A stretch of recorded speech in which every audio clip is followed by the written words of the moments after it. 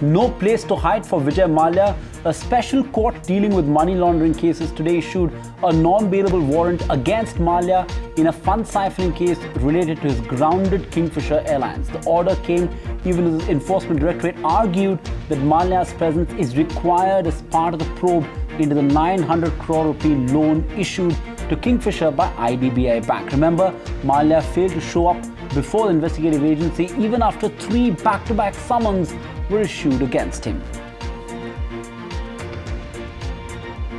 The court order comes within days after the government suspending Mallya's passport as part of a crackdown against the man who was once called the king of good times, who owes banks over 9,000 crore rupees in all. In fact, ED accuses that part of the loan proceeds were used by Mallya to accumulate immovable properties overseas. Mallya's counsel today denied the charges and even sought a court intervention in this matter, which was turned down by the judge. Experts say extradition of Mallya is just a matter of time, as a lookout notice could well be in the works. The big twist in the Mallya gate is our top story right here on India Tonight. The party is over for Vijay Mallya. A special court dealing with money laundering cases on Monday issued a non-bailable warrant against Mallya, dealing a body blow to the former liquor baron. It's a shot in the arm for the Enforcement Directorate, which accuses Mallya of siphoning out a big chunk of the 900 crore rupee loan from IDBI Bank to buy personal assets overseas. The Council for Banks, which recently rejected a 4,000 crore rupee settlement offer by Kingfisher Airlines, says very few options are left for Mallya now. The proceedings are going slowly and surely against Mr. Mallya in all spheres. Apparently, he has not been cooperating with the Enforcement Directorate, not appeared in response to their summons. They have given him an adjournment. He still doesn't appear. Then he seeks some time. So I think the Enforcement Directorate was justified in requesting the court to use some coercive measures to see that he appears before the court. And that's not all. The special court even rejected an intervention application by Kingfisher Airlines challenging ED's charges of embezzlement of KFA funds. In a rare departure from tradition, top ED officials submitted to the court documents relating to Mallya's foreign bank accounts in a sealed envelope. With his passport already suspended and now a non-bailable warrant issued against him, experts say that a red corner lookout notice against Mallya is only a matter of time. With Vijay Iyer, this is Sriram Iyer for ET Now, Mumbai. Let's take that story forward with our 2 reporters who've been on top of all developments on Mallya Gate. We've got Vijay Iyer joining us live from Mumbai, right outside the ED headquarters, and Krishan Mukherjee joining us from Delhi. Vijay, to you first. Well, Mallya's arrest now seems imminent. What is the process here on? And in many ways, has Mallya worsened his own case right now?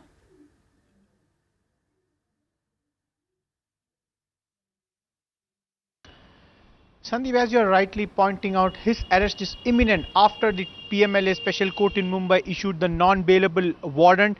We all know ED officials indeed have confirmed they are working overtime now to write to CBI, their counterpart, to try and begin the process of issuing a red corner notice. The expectations are that maybe next 48 hours we could see that official communication going from ED to CBI, after which CBI in turn would write to the Interpol and Interpol would issue that red corner notice. So clearly ED is going to do all it can to ensure that the red corner notice is issued as soon as possible, and hence once that gets issued, the local police will ensure wherever he is in the UK at this point of time that, as we know, the movements will be restricted, and thereafter he could be handed to the Indian agencies or deported back to India. So clearly ED under the PMLA Act, whatever powers it has, it is doing its best. We all know the passport suspension has already happened to ensure that Vijay Mallya touches back to the Indian shores as soon as possible. And quickly I need to add, from Mallya's perspective, the huge blow came in,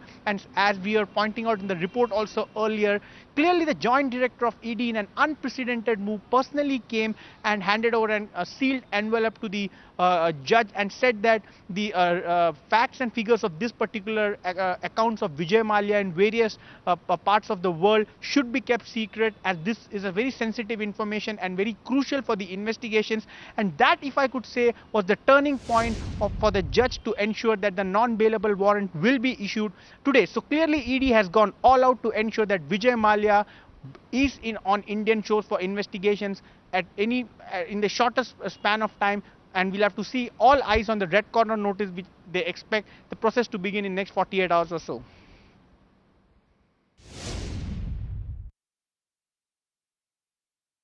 All right, hold your thoughts there, Vijay, because we're going to get in Krishanu Mukherjee as well, who's been speaking to his sources in ED right here in New Delhi. What exactly are they telling you? Is this the end game, and does it seem to have begun already?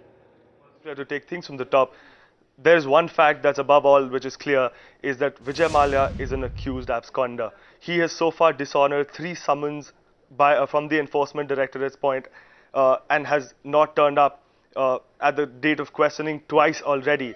Now, what we're getting to know from our sources within the Enforcement Directorate is that now they have tightened the case, and now that the court has finally issued a non-bailable warrant against Vijay Mallya, they look to be getting a red corner notice issued against him, and this decision could come in as early as 1 or 2 days from now.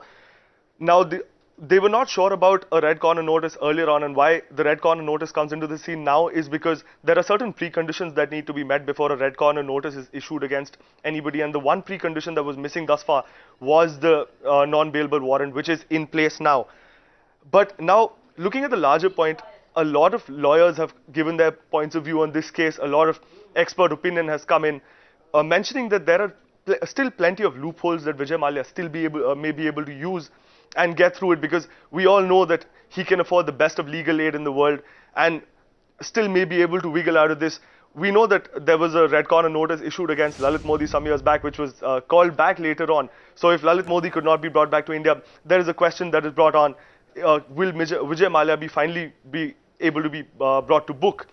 As we know, he's a serving MP, and it comes as a matter of embarrassment for him and other stakeholders involved. And Vijay Mallya's options are indeed running out. The ED has tightened its case, and let's see what happens from here.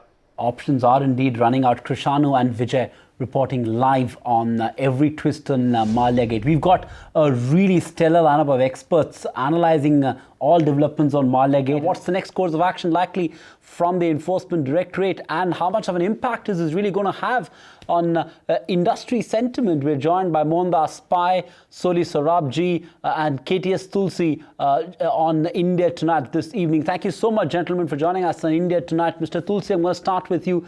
Tell us, what does a non-bailable warrant now really mean for Vijay Mallya? How grave is the situation for him this evening as we speak today? In the media, it is quite apparent that this pertains to 950 crore that Mr. Mallya had borrowed from the IDBI. And the allegation of the ED, Enforcement Directorate, is that out of 950 crore that he took for resuscitating the Kingfisher Airlines, 430 crore was diverted by him for purchase of properties abroad.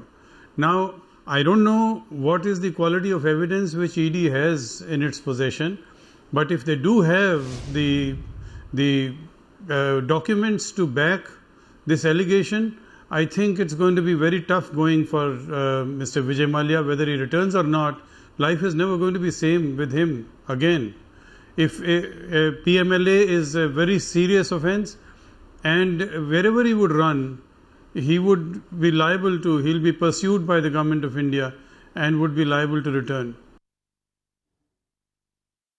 All right, let's take this across to one of the most sane voices in the Indian legal fraternity, and Mr. Sarabji.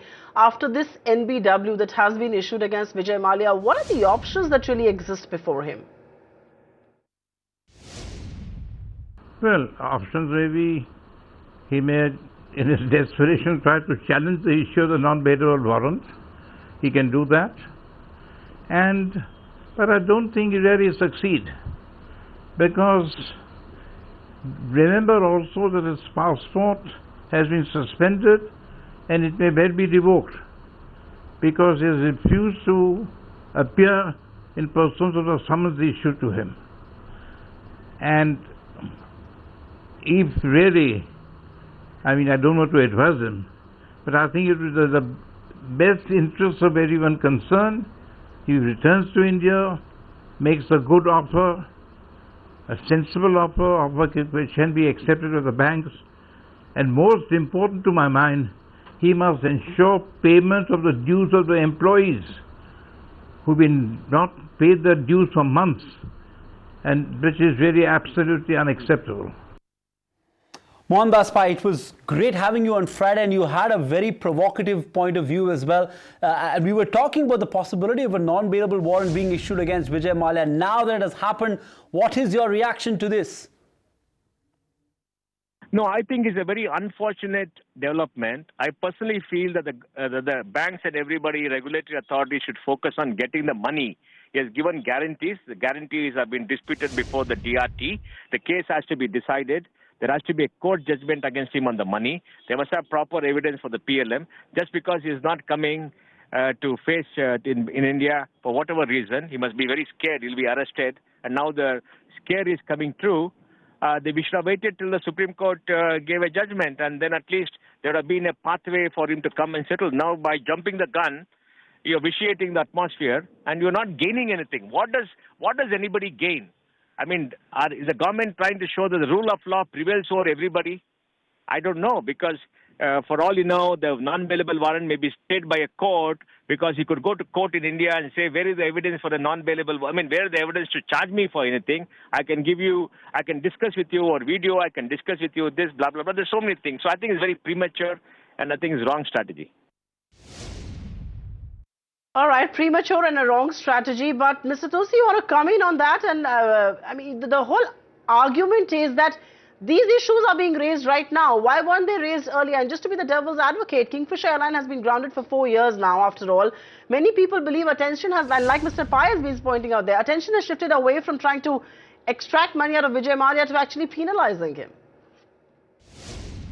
Now, you see, I really don't know what was available with the government earlier and what is available with the government now. But if this information was available to the government earlier, it only makes it more difficult to accept government's explanation. Why did they let him go? And why was the red corner notice withdrawn? It seems that there has been such an outrage in the whole nation as a result of his fleeing from India, that the government seems to be compelled to now take action. I don't know whether they are taking action on the same material which was available to them earlier, or this is fresh investigation which has been conducted after Panama leaks. One doesn't know. But whatever it is, life is going to be difficult for Vijay Mallya. He will not be able to sleep in peace. But Mr. Sarabji, comment on that, money laundering, which is the reason or one of the grave charges that have been put forward here by the Enforcement Directorate. It's a very serious charge. How come it's been leveled so late? How come all this is happening only after so much of media pressure, public pressure, pressure from banks, and after, of course, that Mallya's sweetheart, that Mallya's deal with Diageo? Not surprised. Facts emerge not at the same time. Not surprised, but rather, well, in a way, bemused, the better expression. I don't know why these things happen. These, in the first place, he should not have been allowed to leave India, but that's another part. Now, here, today, the position is non-bailable warrant issued, his passport will soon be revoked, and now we have to see what he wants to do as a sensible businessman, with, I suppose, some degree of remorse in him for all his actions.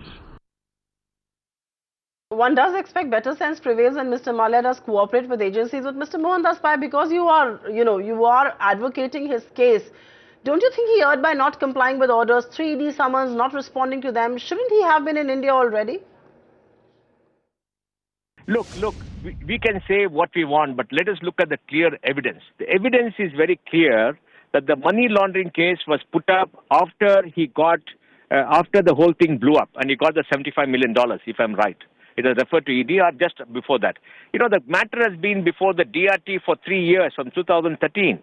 In the DRT, nobody alleged money laundering, nobody alleged anything else. It shows as if the government has been provoked by public reaction and the media to go after him with all kind of regulatory action, and that's why it has been done. The whole thing has got vitiated. Should he have come back and settled? Absolutely. Should he have spoken to banks and settled it much earlier? Absolutely. I don't hold any brief for him. But the way things have been done leaves a bad taste in the mouth and creates a fear psychosis amongst industry in India. Kingfisher went wrong, 4 years ago. 4 years ago, there were losses being built up. 4 years ago, it's an old story. It's not something that happened today. He should come and settle. And the earlier he settles the Supreme Court by offering to sell his assets and giving a reasonable proposition, I think it's better for him. He also has, by his bad action of celebrating his birthday, indulging in excesses, taking the $75 million personally and not offering the money to pay back his old debt, I think he's brought it down on himself. He's brought it on himself. Solid Sarabji, what are the options before the Enforcement Directorate right now? What do you expect the investigative agency to do next? Look, extradition has problems. It's not so easy. Deportation, there's no question of deportation. I think what they've done is vesting. They revoke the passport with the result, as a practical necessity, he has to come back. What will he do with if he hasn't got a passport? Becomes a stateless person. And I think that he's putting the heat on him. No one says one should be vindictive. At the same time, he should be made to feel the heat for all his willful defaults and other misdemeanors. All right, so extradition is going to be difficult, but he should be made to feel the heat. What is your legalese really saying about this, Mr. Tulsi? Deportation, extradition, a red corner notice. These are options before ED. Which one do you think it's going to tap first? You see, his passport having been revoked, he's a stateless person. The government of India has a treaty with the United Kingdom and they can ask him to be deported. Or the government can even engage a private agency and arrest him on the basis of the warrant that has been issued by the court and bring him to India. There are many options because there are many persons who are arrested in India on the basis of a warrant issued by a foreign court, or on the basis of warrant issued by Indian court. People are arrested by private detectives and brought to India. All that has been upheld by the courts. So there are multiple number of choices. It all depends how serious the government is in bringing him to justice. Mr. Tulsi, both you and I know that non-bailable warrants have been issued in the past too for people like Lalit Modi and a lot of other absconding Indians. Given Vijay Mallya is a sitting MP, do you expect a different level of engagement both by Interpol and UK this time around? I don't think so. Being an MP doesn't entitle you to commit offences, and that also as serious as money laundering. And the world over, the atmosphere is changing because it's the laundered money which somehow or the other is ploughed back into drugs and terror. And therefore the whole world is getting united. There is now much greater cooperation amongst nations, and they are forcing countries to divulge information. This is not the same state of affairs as used to be prevailing earlier. Lalit Modi is a different case. In Lalit Modi's case, the high and the mighty, the chief minister, cabinet minister, their relations, they were all they're representing him. And the government took a U-turn, or the UPA government having revoked his passport. When it was challenged, Lalit Modi was represented by close relations of the minister, of the External Affairs Minister. External Affairs Minister is supposed to have spoken without the knowledge of the ministry to the chairman of the Committee of Immigration in the House of Commons. I don't know whether immigration or some other committee. But the minister spoke to and facilitated the travel documents being made available by the UK. Now, that kind of a thing I don't see happening in Vijay Mallya case. If that was going to happen, if he had so much goodwill in the government, I don't think things would have come to this pass. The government has to now justify to the whole nation as to how he ran away. Mr. Pai, you've been witness to what has been happening from day one. Do you believe the case has gotten overcomplicated because Mr. Mallya is actually a member of parliament? Enjoyed some privileges earlier, doesn't anymore? I don't think so. I think sitting member of parliament is incidental to the entire thing, because I think that's of no relevance. I think we should focus on getting the money back and making sure, and he also should be well advised. I think he's very badly advised by whoever it is to think that he can get away, because in this regime, Anybody who owes money to banks and got assets, better pay back the bank liability. The government is not going to give anybody just to wash away sins. It's not going to happen anymore in this country. That is very clear. The government is very clear, and that's good news for everybody. But the key thing is, allow the process to happen, and maybe the government wants to make an example of Vijay Mallya and send a message to all the delinquents that you better pay back the money, or we're going to get you inside. Yeah, that's a signal that a lot of people in corporate India are getting. Not many are talking as openly about it as you are, Mr. Mohandas Pai, which is why I'm going to ask you, is corporate India nervous about what's happening with Vijay Mallya? Do you fear that other defaulters, maybe willful, maybe not willful, may also be given similar treatment? Is the mood in corporate India a little bit of one of nervousness? Well, I don't know. I think he has to come clean, and let's wait for the 28th. I think that's when the Supreme Court things will go on.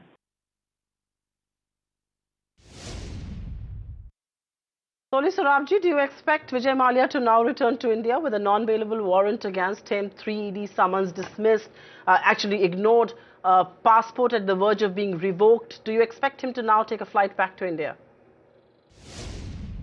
Well, better sense to prevail on Vijay Mallya. Well, I'm not an astrologer. I suppose it should prevail. I can't say that. But I think you'd be well advised, rather than, as I said, play hide and seek. Come here, face the authorities, and make an offer which is acceptable to the banks. And as I said, I repeat, first make sure the dues of the employees are clear. They have been left high and dry for months. Comment on that, Mr. Tulsi, do you expect Vijay Mallya to now come to India on his own, given he has a non-bailable warrant and a possible passport revocation that may happen as well? You see, he has already offered, made an offer to the Supreme Court, which the ED has rejected. Now, I don't know whether they've rejected it in writing or it's only the media news, but I don't really see him coming back on his own. If he was the kind who would come back on his own and face justice, he wouldn't have gone in the first instance. He has enough advisors to have told him not to do this, and this is going to create so much prejudice against him. Whatever may be the truth, the fact that he went away on a day on which a court was considering revoking his passport is very telling. And it can't be just an innocent flight to London. You know, Mr. Tulsi, you've actually almost skewed me to my next question. This is going to be a final question in this round of our debate and discussion here. Mr. Sorabji, the point that Mohandas Pai made earlier, that there is a fear or psychosis that is being spread, do you believe that can instill this? And Mallya has erred most certainly, but the prejudice that Mr. Tulsi referred to, isn't it his lifestyle that has really caught the imagination, and which is perhaps why he's being grilled the way he's being grilled? No, I don't think so. Honest industrialists don't have to fear. No question of fear psychosis. And in any case, what the government is doing is they're acting according to law. What the legal remedies open to them. I don't think any industrialist or any business person who has a clear answer for all these money laundering charges should have any fear of being proceeded against vindictively. Yes, it's correct. Vijay Mallya's lifestyle has possibly influenced the authorities. But even then, to my mind, the action should have been taken much earlier than now. Nothing vindictive in the action that's been taken against Vijay Mallya, says Soli Sorabji. Mohandas Pai believes that this could lead to a witch hunt of corporates.